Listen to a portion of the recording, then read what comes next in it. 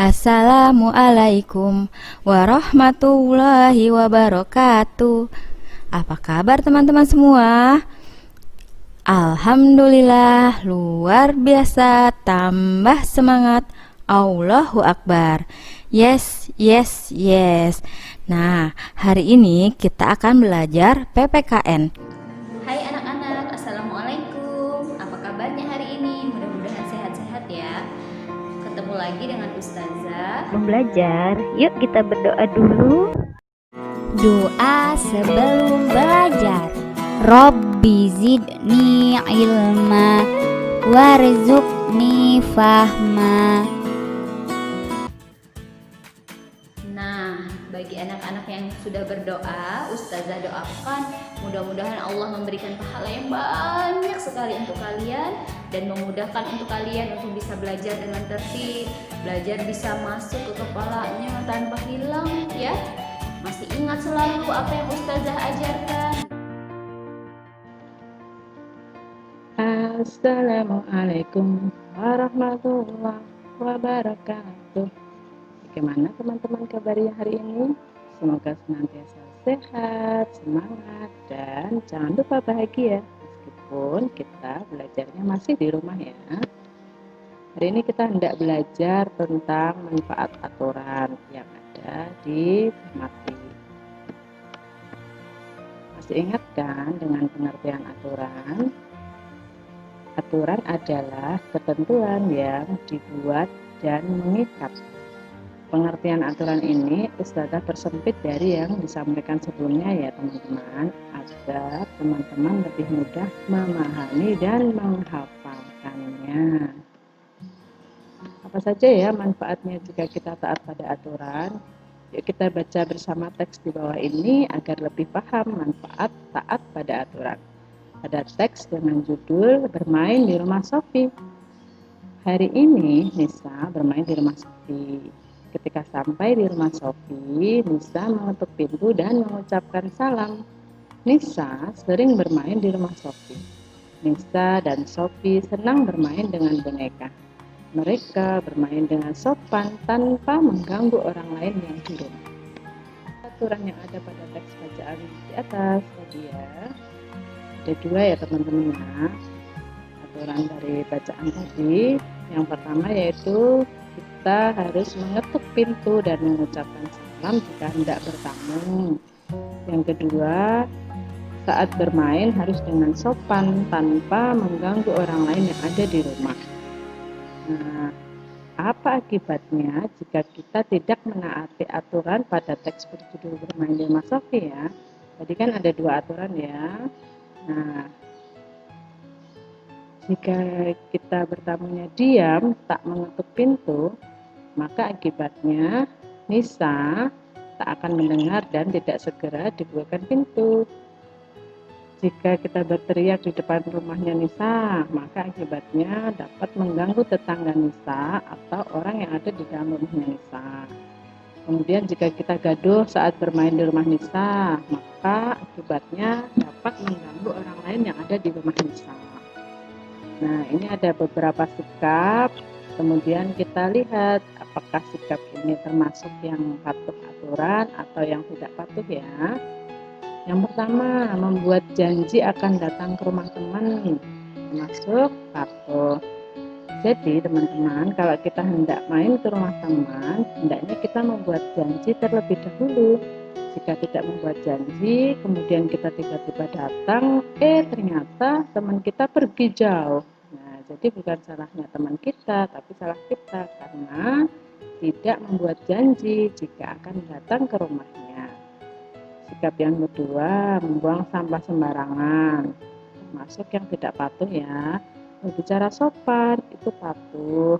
Bermain hingga lupa waktu sholat, nah ini jangan sampai ya teman-teman ya. Ini termasuk yang tidak patuh aturan. Kemudian mengucapkan salam dan mengetuk pintu, termasuk yang patuh pada aturan. Nah, jadi banyak sekali manfaatnya ya teman-teman. Berikut manfaat mematuhi aturan. Ada 5. Yang pertama, menciptakan keharmonisan dan ketenangan. Jadi harmonis dan tenang.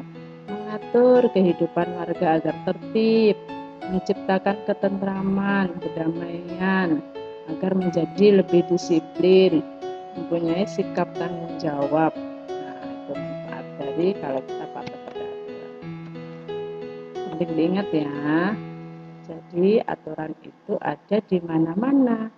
Aturan wajib ditaati oleh siapa saja. Apabila melanggar aturan akan dikenai sanksi atau hukuman. Baik teman-teman, hendaknya kita taat pada aturan bukan karena kita takut dengan sanksi atau hukuman. Tapi hendaknya kita taat pada aturan itu atas kesadaran karena kita punya Allah yang selalu melihat kita. Jika kita taat pada aturan, manfaatnya juga akan kita rasakan. Nah, sekarang ayo kita baca cerita lagi ya. Dan kita lihat apa saja sih aturan yang ada di cerita tersebut. Berkunjung ke museum. Setelah berkunjung ke pantai dan akuarium air laut, Salman berkunjung ke museum. Salman dan teman-teman sangat senang berkunjung ke museum. Di sana, mereka bisa mengetahui banyak hal. Di museum, kita harus taat aturan.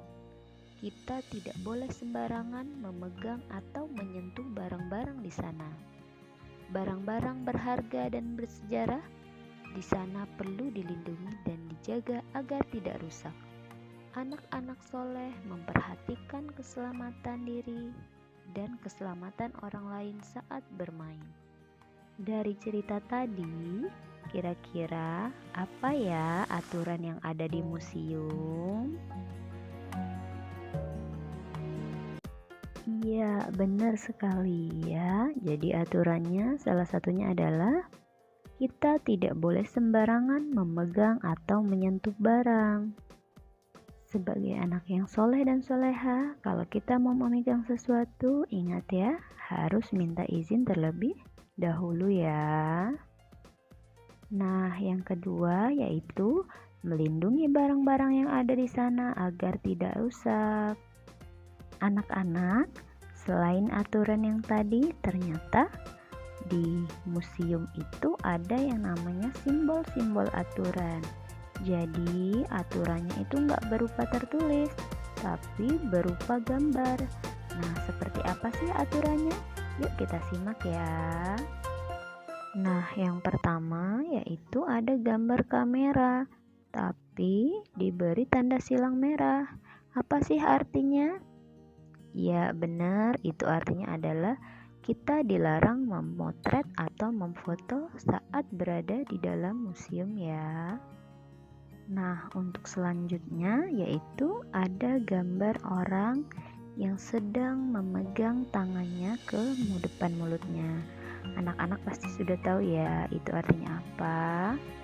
Ya benar, itu artinya adalah kita dilarang berisik atau nggak boleh ribut ya ketika berada di dalam museum. Terus selanjutnya yaitu kita dilarang makan dan minum. Tuh lihat ya, ada gambar gelas, kemudian sendok dan garpu, kemudian ada tanda silang merahnya. Itu tandanya kita nggak boleh makan dan minum di dalam museum. Nah, sekarang kita lihat ya, simbol selanjutnya yaitu seperti yang dicerita tadi ya. Kita tidak boleh mengambil barang-barang ataupun menyentuh barang yang ada di museum. Tuh ada gambar tangan, kemudian ada menyentuh sesuatu, dan ada tanda silang merahnya. Jadi itu kita dilarang untuk memegang atau mengambil barang-barang yang ada di museum ya. Nah, yang terakhir yaitu ada gambar sekuntum rokok ya, sepuntung rokok yang ada tanda silangnya. Jadi di dalam museum itu kita juga tidak boleh merokok, karena dalam Islam juga kita tidak dibenarkan sebenarnya untuk merokok ya, karena itu bisa menyakiti badan kita, nggak secara langsung tapi badan kita bisa jadi sakit. Selain badan kita yang sakit, kalau ada orang yang merokok juga akan mengganggu pengunjung yang lain. Orang lain akan merasa risih dengan asap rokoknya dan juga bisa menyebabkan penyakit bagi orang yang menghirupnya. Jadi ingat, ketika udah besar kalian jangan sampai ya ngikut-ngikut orang merokok.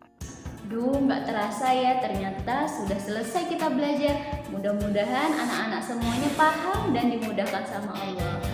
Untuk itu, Ustazah doakan mudah-mudahan yang sudah menyimak video ini bisa belajar dengan tertib kembali, bisa masuk ke kepalanya ingatannya ya. Apa yang dipelajari bisa bermanfaat untuk kalian semua. Kita tutup dulu ya dengan sama-sama membaca doa penutup majelis. Subhanakallahumma wa bihamdika asyhadu an la ilaha illa anta astaghfiruka wa atubu ilaik.